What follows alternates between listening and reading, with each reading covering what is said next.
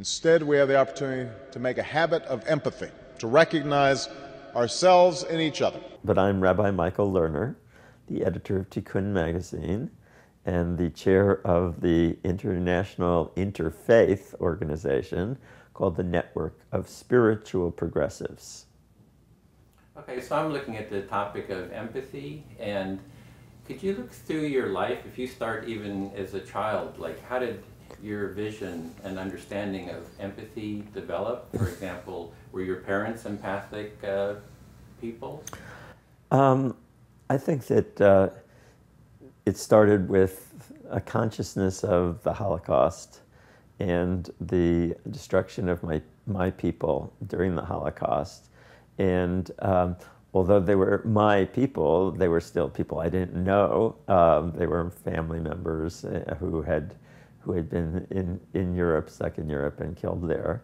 And so at a very early age, I'd say earliest times I can remember, the issue of caring about other people and how is it possible for some people to care about other people and others to kill other people was on my mind and presented to me and to most Jews who were alive at the end of the Second World War. So I think that that's where I first developed a sense of, hey, I'm not in anything alone. If I had been in Europe, I would have been murdered. So I immediately had empathy with other people there. And then I had my own experience of being a minority in a school where I was the only Jew. And so I could immediately empathize with African Americans. We called them Negroes at the time, and then blacks later on, and now African Americans, and immediately felt like, oh, these are people just like my people who are being oppressed in this country, just as we were being murdered in Europe.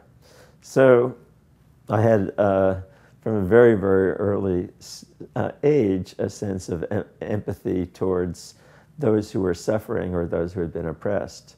And it took a long time for me to go from there to being empathic towards those who were oppressors. It took considerable education.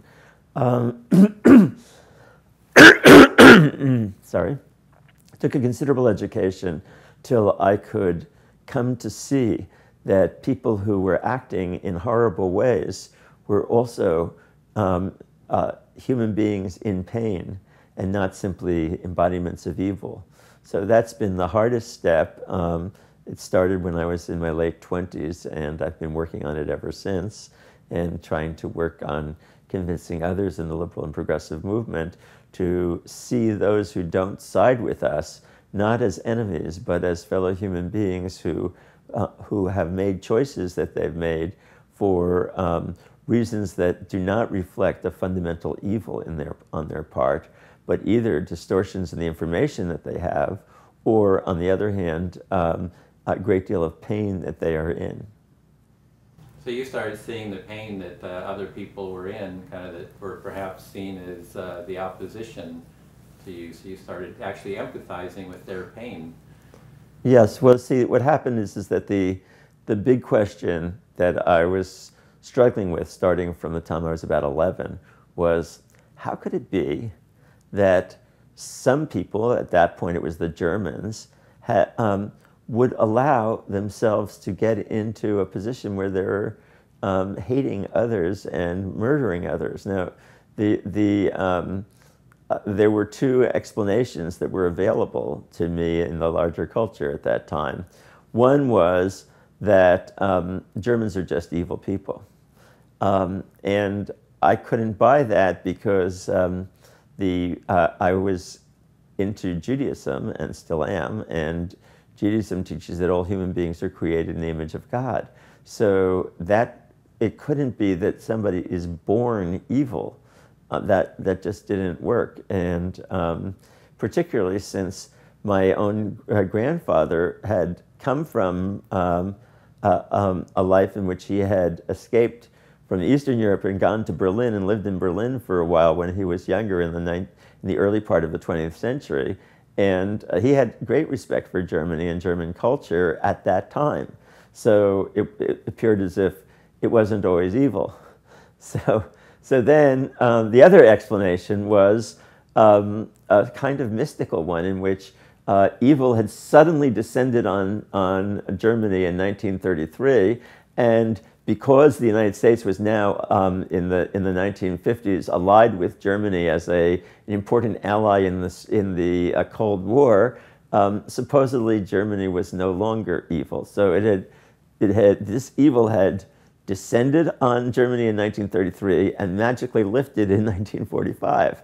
That didn't make any sense to me either. So one of the reasons that I eventually got into psychology was to try to understand on a psychological level what was happening to people that would make it possible for them to support some policies that were evil or that were full of cruelty and pain.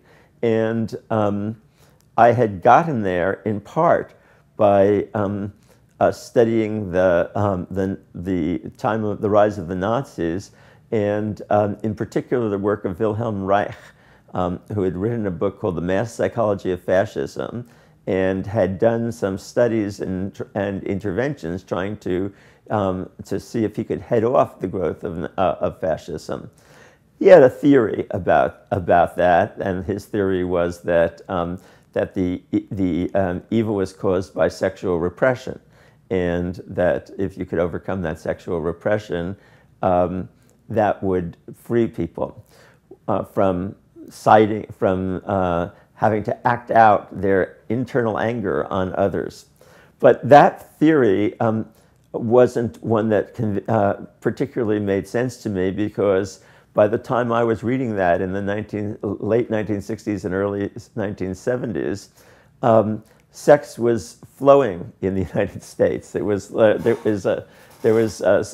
big sexual liberation, and the availability of the pill and other birth control technologies had made it much easier for people to not worry about sex, and as a result it was very available, and in fact was being commodified and used to sell products by the capitalist marketplace. So another one of my teachers, I had not met Reich, but one of my teachers was a guy named Herbert Marcuse, and he wrote a book called One-Dimensional Man, in which he discussed this phenomena and talked about sexuality as being liberated but in an oppressive way. He called it repressive desublimation. And so I knew that wasn't it, but I wanted to understand, well, what was it? I knew, sorry, with the writings of Wilhelm Reich, I had become convinced not about his answer, but about the significance of his question.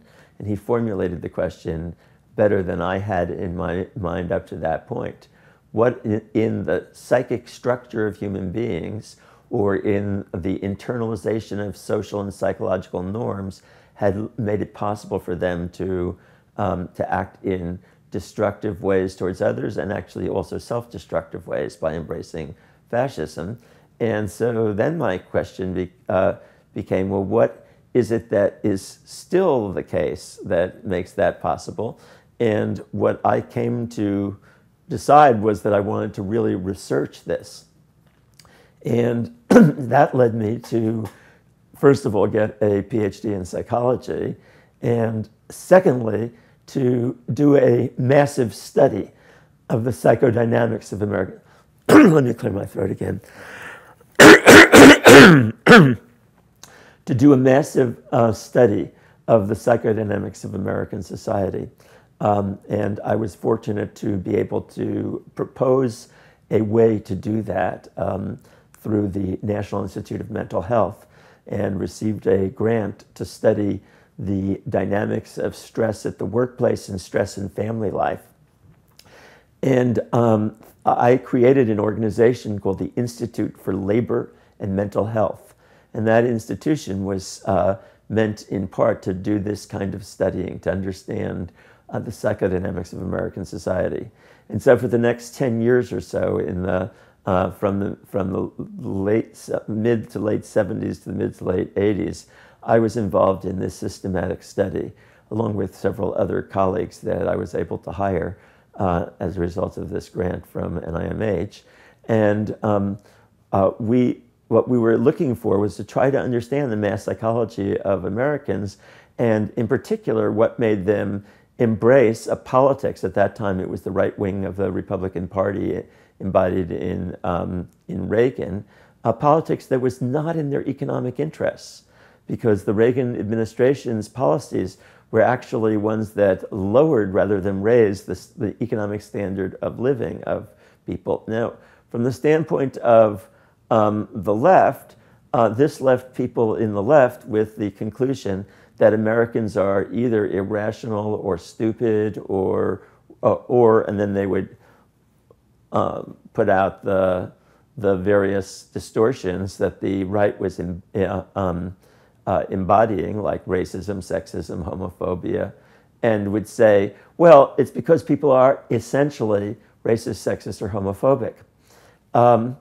But in my study, which involved thousands and thousands of middle-income working people, I discovered that it was not that at all, that actually a very large number of the people that I was studying who were middle-income working people were starting to be attracted to the right, and not because of the racism or sexism or homophobia of the right, but because the right spoke to a hunger that they had for meaning and purpose in their life, and a hunger for some kind of more loving society.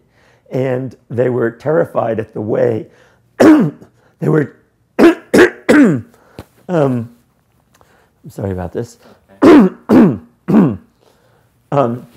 So I were discovering that they were terrified about the way that family was breaking down, that loving relationships were much weaker than they had been, that friendships were much weaker than they had ever been. In short, what I was discovering was both a spiritual need and a love need.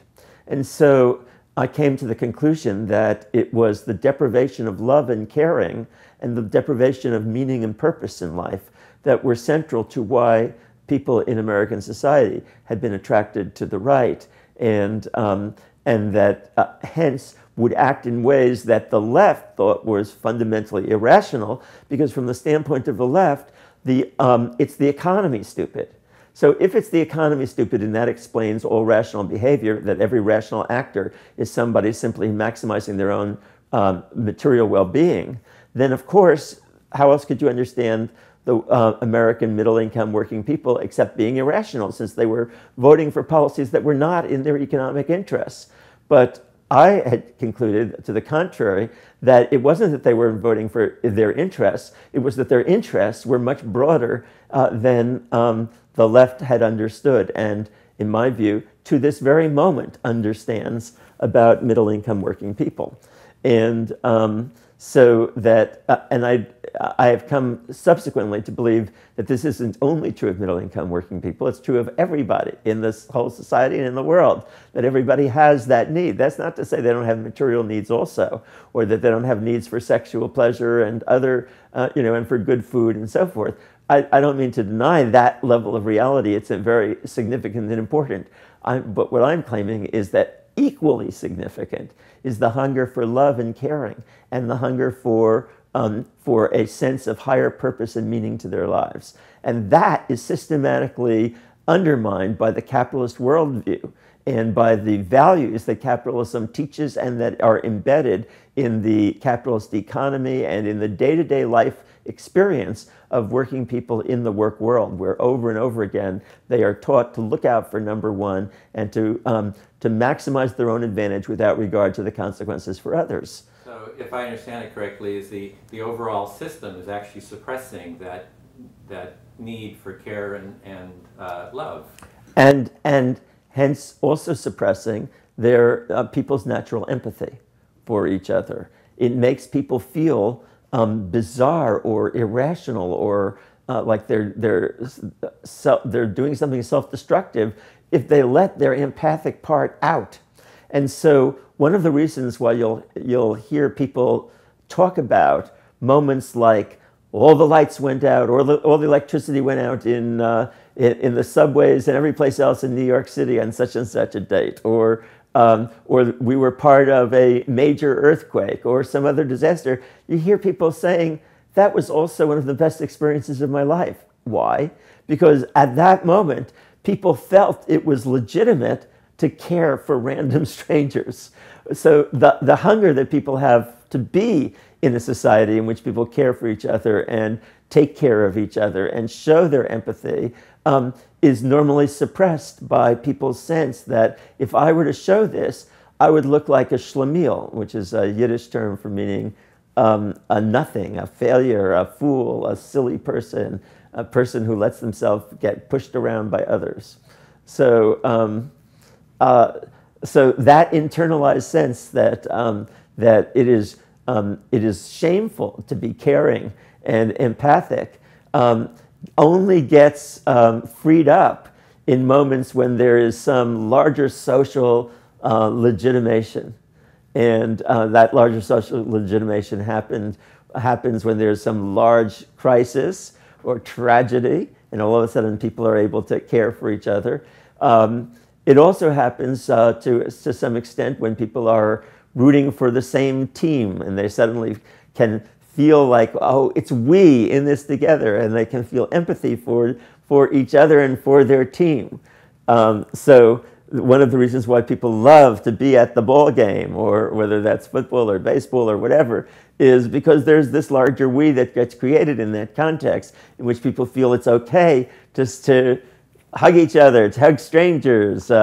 Some people say that the best moment of the whole World Series was when, after the Giants won, when they were jumping on each other and hugging each other. And suddenly, men who are supposed to not show these kinds of feelings were allowed to show those feelings. And everybody watching felt like, oh, me too. So, yes, so we have a social order that represses that empathy and makes people feel bad about it. And most people have internalized that sense of self-discipline so that they don't want to show their most loving and caring parts, except where it's legitimated. Where is it legitimated? Well, in family it's legitimated, which is why family is so important, and why the collapse or the undermining of family life is something that terribly threatens people for good reason, because they want at least some place where loving and caring is legitimate, okay? And where that's the purpose of the institution of family, is to provide that. So, of course, they're going to feel very angry if at anyone who they believe, rightly or wrongly, is undermining family life, or undermining the one place where it's safe to say, I love you. And that kind of commitment to building places where love is allowed is a very, it reflects a deep inner fundamental human need for empathy, for caring, for love, for a spirit of generosity and open-heartedness towards each other. So you have a set of values that you always talk about, like caring, kindness, generosity, awe and wonder. And how do those values kind of come together, relate with empathy? What's kind of the relationship of all those values to empathy? Well, I think empathy is central to all of the values, because it's really based on this notion that we are all in it together, that we are all the same, that we are all brothers and sisters. This is why the Torah starts its Genesis story, it's the creation of the world story, by talking about God making human beings in God's image, so that each person is fundamentally a reflection of God, and hence holy, sacred, to be treated with love and caring and respect is a fundamental, because you are the embodiment of the holiest thing in the universe. And why it starts, it tells the story of the creation by saying we all came from one family, from Adam and Eve.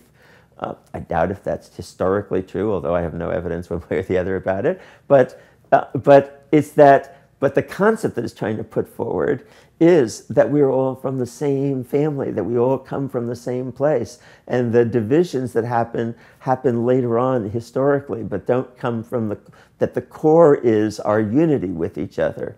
So it's an attempt, that story is an attempt to legitimate our empathy for the other, because no matter how different they appear to us, they are fundamentally the same as us. They come from the exact same family that we came from.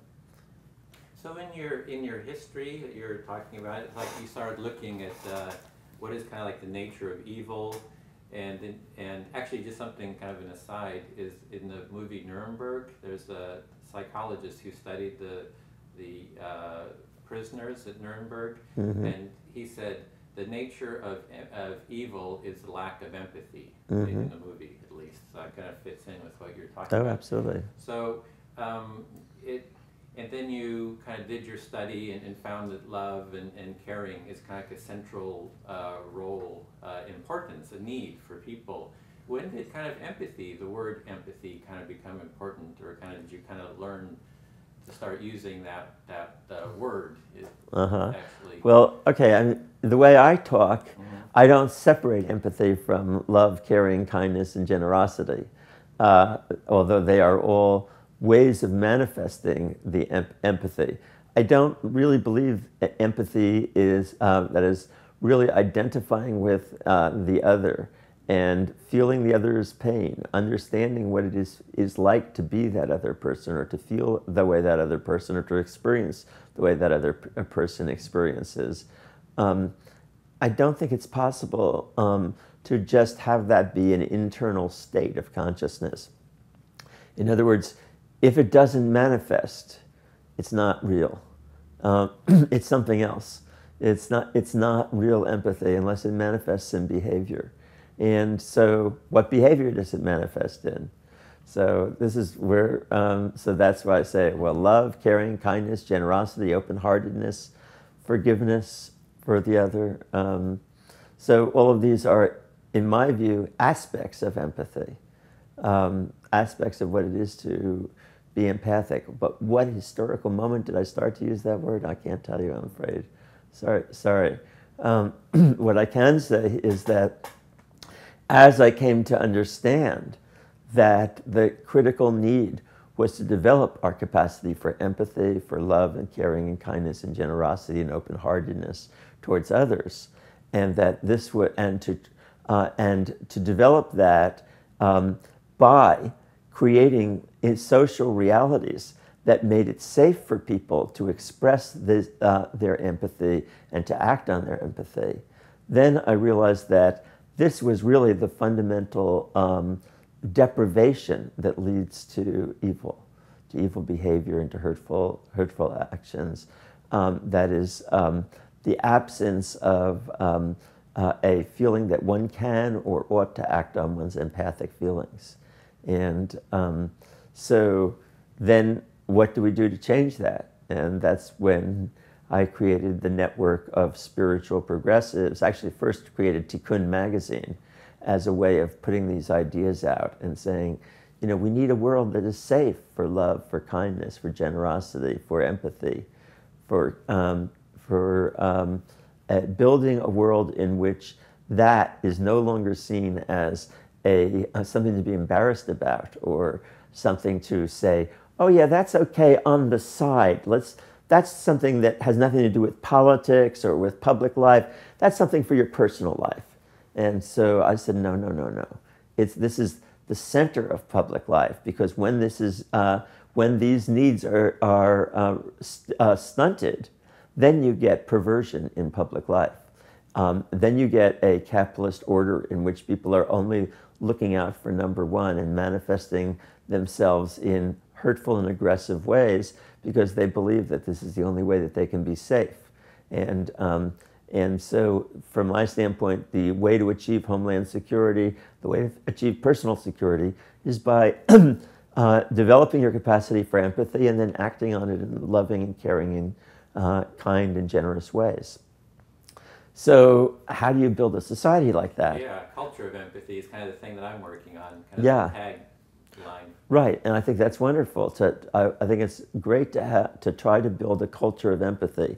I think that part of doing that ought to be simultaneously to be articulating a politics of empathy, and that's what I'm doing with the Network of Spiritual Progressives and with Tikkun magazine, because these are two institutions that Tikkun at tikkun.org, which soon will be primarily a web-based magazine, and with our network, what we are calling for is a new bottom line in American society.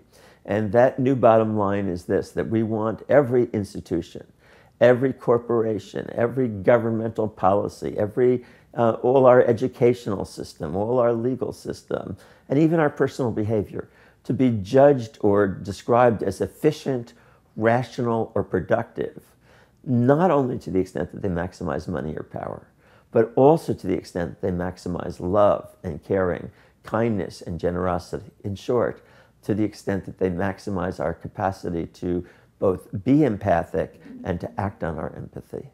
So we also go on to say, yes, loving, a society that an institution is judged efficient to the extent that it's loving or it empowers us to be loving, kind, generous, caring, ethically and ecologically sensitive, and encourages us or supports us to recognize other human beings as embodiments of the sacred, and to respond to the universe with awe and wonder and radical amazement at the grandeur of all creation.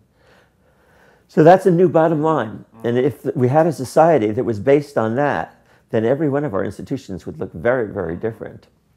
So I've been kind of looking at it from empathy. It's kind of like you have a whole series of values, and I've kind of, for myself, kind of boiled it down to empathy, kind of as one kind of organizing kind of a principle. Mm-hmm. So I'm looking at how do we actually create this culture of empathy, and part of it is you can have a set of policies that you set up and say, these are the policies I want, or you can say, I want a culture of empathy, and talking with conservatives and so forth and saying, I have no sense of what that looks like. How can we create a culture of empathy, and how do we create the policies and structures for mm-hmm. I mean, that's kind of like one approach. Another approach is, well, here's a set of policies that create that caring society or empathic, but they're not going to agree with it unless they're kind of taking part in the creation of that society. So I'm just wondering how that kind of... Well, I mean, I'm not primarily interested in convincing conservatives because there are so many other people who are not ideologically committed, but who are heart committed. And I want to speak to all the people in the society who are heart committed about the need for building an empathic society based on love and caring and kindness and generosity and ethical and ecological sensitivity and awe and wonder at the grandeur of creation. So you're looking at the people who already have a sense of that caring within them and need kind of a... Well, I think almost everybody does. Mm-hmm. So it's a question of legitimating it. Mm-hmm. You see, I don't think that it's a question of creating it. I think it's a question of that most people have in their heads a struggle that goes on between two different voices. I call one voice the right hand of God, and it's the voice that says, in order to be safe and secure in this world, you need to have power over other people because they're going to dominate and control and manipulate you for their own purposes unless you dominate and control and manipulate them for your purposes. And that worldview that I call the worldview of fear or the worldview of domination, or I call it the right hand of God because it says in the Bible, your right hand, God, your right hand is the hand of strength. So that's in the Psalm 118. So, and then on the other hand, there's the left hand of God. That is the worldview that says, no, actually, the world isn't based on domination and control, and we can achieve security and safety through love and caring and kindness and generosity. And that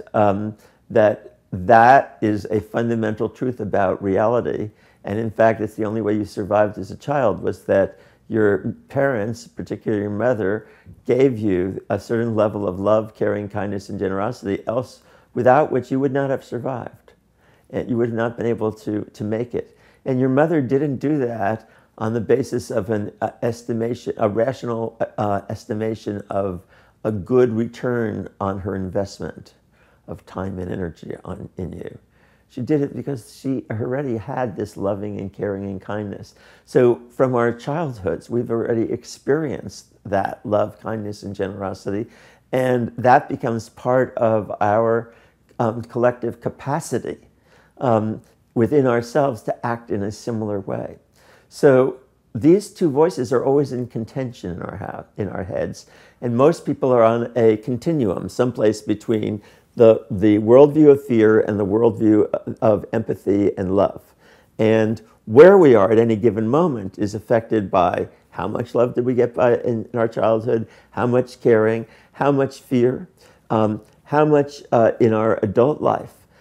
Plus, what are the worldviews that we've accepted, or what are the religious views that we've accepted that teach us more to see other human beings as fearful, or to see other human beings as potential subjects for empathy. And finally, we've got the question of where is the social energy going at any given moment? Because when the social energy in the society as a whole moves more towards fear, then the voices that pull us towards empathy and love start to feel like unrealistic and utopian. And conversely, when the society is moving towards hope, then there's a much greater chance of those voices within our own heads that had been empathic and loving to feel, oh, it's safe to come out now and play. You know, it's safe to acknowledge ourselves, whereas before we were going to be put down for being utopian and childlike. Now it sounds like this is more like where society is going, and we can then grab onto that identity ourselves. So most of us are someplace on this continuum at any given moment, and so we all always have this struggle inside our heads.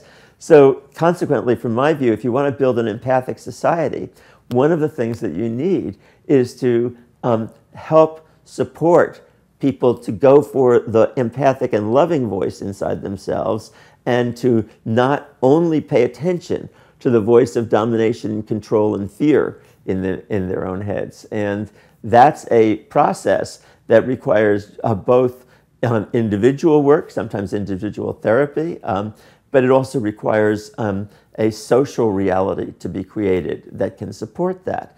And part of supporting that, I believe, is creating communal institutions that will support love, caring, kindness, and generosity, and hence strengthen the empathic instinct in people. And on the other hand, we not only need that, we need a political movement that embraces these same values and hence validates that part in people. So, for example, the political movement that we call the Network of Spiritual Progressives has developed a spiritual covenant with America, which people can find on our website at spiritualprogressives.org, spiritualprogressives.org. And in there, one of the things that we advocate is that schools should, from 4th grade through 12th grade, have a course each year on empathy, caring, love, kindness, and generosity that is focused on teaching people how to mentor younger students in the class. So the 4th grader is assigned a 1st grader, and then the class provides them with supervision on how best to do that mentoring. And at each grade level, students are learning how to do more mentoring and caring for the other, and hence developing that capacity for empathy that they have, but they've never heard it being legitimated in some way. So it's certainly not in the public sphere. So having a course in the schools that legitimates empathy, but not in the abstract of, oh, let's sing a song to empathy, but rather by concretely teaching kids how to be empathic to another, and how to recognize their situation and their pain and develop that skill. That's a part of what the network of spiritual progressives is about. So that's, in my view, is an element in building a culture of empathy. And how do you do, like, organizational building is always really tough. I mean, I've even been in a group that were like an empathy group. And they were, the whole thing blew up. because they were very unempathic towards each other, right? Yeah, it's like, it's like people get mad at each other, and so it's like, what is the process of actually creating an empathy movement where you actually have empathy within the group? Like, how do you kind of create a group like that? Because I've come across a lot of difficult situations right. with the best intentions. Right, and I mean, we're dealing with a world filled with screwed up people, because the truth of the matter is that there's nothing on the planet but screwed up people, myself included, and everyone else I know, and everyone else that we don't know. Because everybody has been subject to a distorted world in which we've been encouraged to believe that the only way is to look out for number one, and we've been subject to childhoods and horrendous institutions that don't give us the love and recognition that we deserve. So consequently, the first thing I want to say is every social movement or every small group or whatever is going to have screwed up dynamics to some extent. And so the first thing is to be able to recognize that and not project utopian expectations onto the group or onto others, and as though the fact that they are supportive of the idea of empathy automatically means that they're going to be empathic. No, the good part of them is yearning for a world of empathy, but that doesn't mean that each of us knows how to do that in the best possible way for ourselves or for each other. So it's wounded healers, that is all we have. Wounded healers, people who are going to try to heal themselves and the world, but they're going to screw up. We are going to screw up. And so step number one in developing empathy is to have empathy for our screw-ups and for the ways that we're not going to be, and that our groups are going to fail, and that there are going to be problems, and there are going to be people acting out in crazy ways and hurtful ways, and people who claim to be loving will act in unloving ways. That's where we have to start with empathy, is to recognize that that this is all we have on the planet, is distorted, hurtful, and wounded human beings.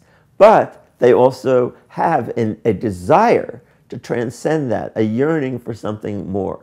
And so that's where we start. Now, if you're asking me for a full outline of how to build this, I can't do that. Why? Because you have to know the specificity of the people in the group and how it comes together and what are the motivations that bring people together. I mean, that's why you can't do a textbook will never solve either an individual or group therapy problem, because there are certain kinds of principles you can apply, but how to apply them in any given situation requires a great deal of practical wisdom. Aristotle said that back some 2,300 years ago, and he said, follow the person who has this practical wisdom, but he didn't give us criteria for how to identify who are those people. And that's something that we have to ourselves learn how to identify the people who have some level of wisdom and try to learn from them. Well, how's your journey been in terms of your organizing and kind of the problems and successes with empathy? Screw up after screw up after screw up. Plus some successes. So, I mean, it was very helpful for me to be a psychologist and to learn over and over again that my expectations about people were not realistic, that people were different than I had thought, that because I projected onto them things in my own experience that weren't really what was going on for them. And so I had to learn how to not project and to really be present to other people in a loving and caring way. And the more I was in a situation where that was called for, the more of that part of me that really loves people and really wants to be a loving person was validated, because yeah, that's exactly what was needed in that situation. So the more loving I became, the better the groups that I led became. And so I'm proud to have a network of spiritual progressives that is holding together. It's not the most powerful organization in the world, but it's something. And I'm very proud of my synagogue, Beit Tikkun. I'm the rabbi there. And I think one of the things that I learned along the way is that it's very important to start out with clear delineations of who has what power and what expectations exist amongst the various people. So I used to start out with this ultra-democracy vision that everybody should be equal, and that led me to say everybody should be equal means that everybody's opinion is equally smart. And it turns out that that's not true, that everybody's opinion is valuable because they are valuable as human beings. But not everybody has the experience and the wisdom to know what to do in given circumstances. And when a group follows people who don't know what to do, it's a toss-up whether that group is going to be successful or not. So one of the things that I learned is that our anti-authoritarianism that was central to building the New Left in the 1960s had a deep problem about it. It was correct to be anti-authoritarian about those who had great amounts of power in the society, but it wasn't so good to be anti-authoritarian about those who had marginally more power than you in your own group, to demean people who provided good leadership or had really good ideas, to demean them and say, oh, you're acting as though you're top down because you seem to think you have better ideas. Well, there are better ideas and worse ideas. You know, the idea of, for example, using violence in a struggle is a really bad idea. And somebody who comes forward with that shouldn't be given equal respect about their idea. As human beings, sure, but about the content of their idea, no, don't give it respect. Don't say, well, everybody's equal here and therefore their ideas should be equally respected. So we needed to have more of an acknowledgement of that people are different levels in their own spiritual, moral, and psychological development, and that consequently groups should be set up with that recognition and not fighting that. So that's one of the things that I learned along the way that has helped me build. But for a long time, I didn't feel like entitled, even though I sort of knew that. I didn't feel entitled to say that because I thought, who am I to be saying that? You know, I'm just some random, person here. What business do I have to do that? And it took a lot to develop inside me the confidence to be able to say, my 30, now 45 years of movement experience gives me a right to say something about what I have learned that would be useful to other people, including to young people who are in different circumstances, but nevertheless, they're not that different. So.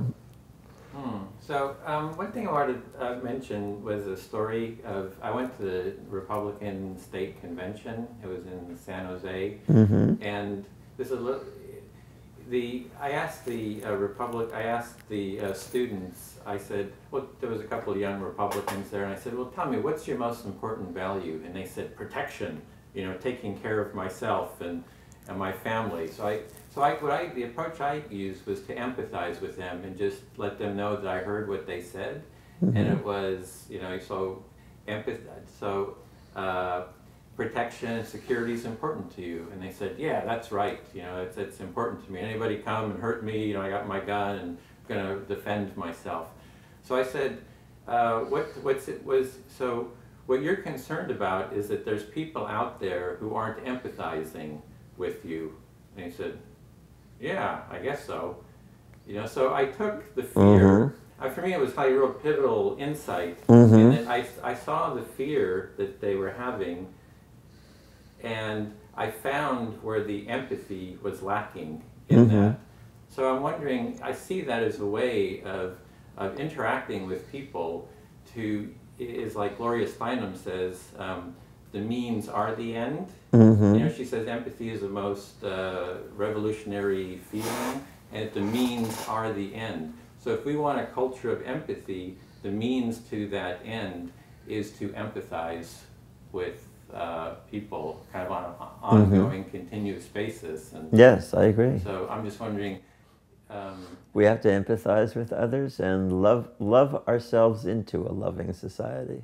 We can't establish a loving society by being fearful and dominating others and manipulating others and getting them to do what we want through force or manipulation or any other means, except by really understanding who they are and allowing ourselves to really experience a loving feeling towards the other, a real deep caring for the other. And that's the way we're going to build a different kind of society.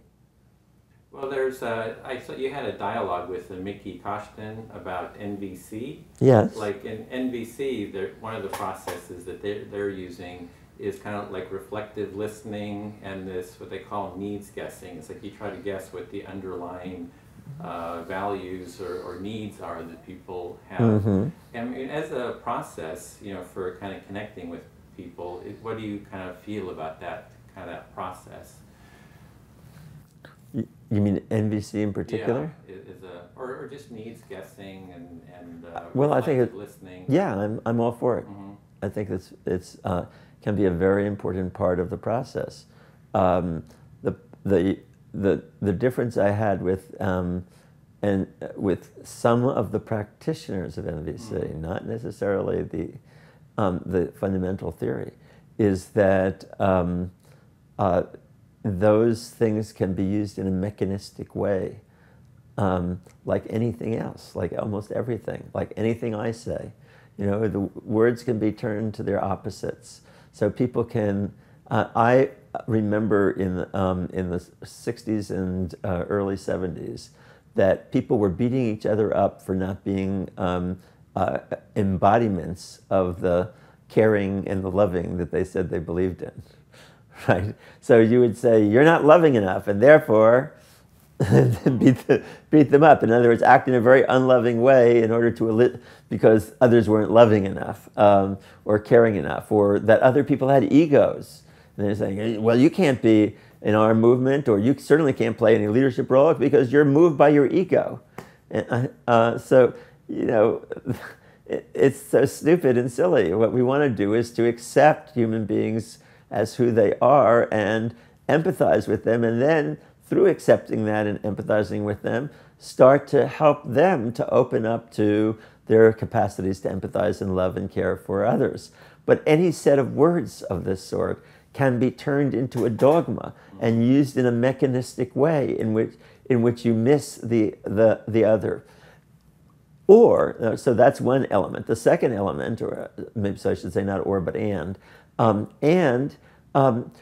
people can be part of our movement who then say, well, that's all I want to do is to empathize with this one and empathize with that one and empathize with the next one. To which I say, well, that's a part, but if you really want to be part of the movement as a whole, then you not only need to learn how to be empathic and to be a nonviolent communicator and to understand people's fundamental needs, you also need to help people understand that the world based on love and caring will require collective action to build that world, not only one-to-one action. And that for that, we need to also be able to struggle with people and not simply understand them. We need to understand them, but we also need to struggle not against them as beings, but against policies that are hurtful and destructive to our very capacity to be empathic. So I want to be empathic towards the war maker, but I don't want to be empathic towards the wars. And I want to fight against those wars. And I think that getting that balance such that you can both treat the other with a great deal of love, caring, respect, and deep empathy for the other, and simultaneously argue with them or even struggle against their policies, their actions in the world. Okay. So that's the part that I feel has not been developed enough in the NVC, nonviolent communication community. It's not going out and changing the social It's structures that are anti-empathy, perhaps. Right. It's not that NVC has to do that. NVC has to just encourage people to become part of that and see that as another part of what it is to be a caring and empathic person. Yeah, I mean, a lot of the social structure is kind of set up. It's kind of like the Fight Club, right? It's so. Right. Exactly. How do we transform the actual social structures to be more to naturally support empathic connections? Right. That's Exactly. kind of what you're saying. Yes. I understand it. Yeah. Oh, great. Just have a couple minutes actually still left. Okay. On the tape. I guess I'll have 8 minutes. Oh, yeah. I sometimes like to kind of play with looking at empathy in different ways, kind of playing with metaphors. For example, empathy is often defined as the metaphor of standing in someone else's shoes or looking through someone else's eyes. And for me, the metaphor of empathy is that empathy is like a cornucopia, because that when I connect with someone else, there's just this richness of experience and feelings and this richness that I kind of learn and grow and experience. Right. So I was wondering if you have a metaphor of what empathy is like, if empathy is like an animal or a plant or a machine or any kind of a thing like that. It's a little bit of a creativity. A creativity test? Yes. I mean, or actually, fun. a free association. Yeah. I mean, for me, I experience empathy like an explosion of joy into the world, because the deep sense that almost everyone I know, including myself, has of being alone is undermined when you start with your empathy. And instead, there's an explosion of joy as you recognize that how not alone we are, that how much the world is filled with other human beings who are just delightful and wonderful to know, and whose pain reflects our own pain, whose distortions reflect our own distortions, whose suffering reflects our own suffering. And so just to know that really deeply is, to me, the imagery is like an explosion of joy into the world. So when you have the empathic connection, there's that joy kind of comes out and Right. kind of explodes. Right, and all exactly. that. And if you had a metaphor for the opposite, what's kind of like the opposite of empathy? Well, then the metaphor I'd have is closing down the door that's shut, the cave that has big rocks in front of it, the building of a home with no doors and no windows. Those are some of the images that I have. And it's all closed off from. It's your closed off experience. from others, yeah, and sad as a result. Very sad.